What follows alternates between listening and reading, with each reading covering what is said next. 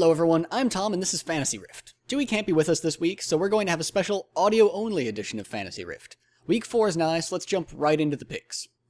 Evil Genius's Yellow, Pete, Crepo, Wicked, and Froggen make up 4/5 of our recommended fantasy roster this week, and for good reason. Last week, Fnatic used an innovative and brilliant strategy to convincingly take down EG in their only game.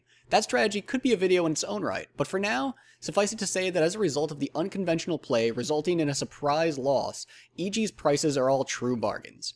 This week, EG faces off against Copenhagen Wolves, Dragonborns, Against All Authority, Giants, and Gambit Gaming.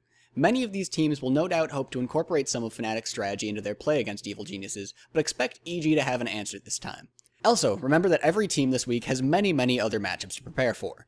With this considered, this week is a likely feeding frenzy for Evil Geniuses. Their matchups are against Gambit Gaming and the bottom 4 teams in the European LCS. Look for raw skill to win most of these matchups in the lane phase, and for EG's meticulous late game to turn 1 lanes into 1 games and huge point totals.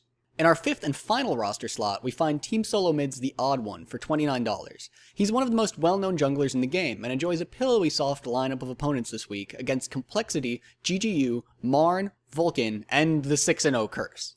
GGU, Marn, and Complexity should prove no match for TSM. Each has only won 1 game in LCS, and none of those wins have been taken off a team that qualified through the Season 2 World Championship. The matchup against Vulcan is a little scary. Vulcan went 3-0 last week and took a game off CLG. Regardless, it would be an overreaction to expect TSM to lose.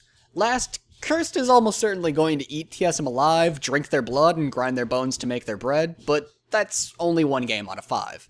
The Odd One should more than make up for it in his other games. We hope you enjoyed. Please rate, comment, and subscribe.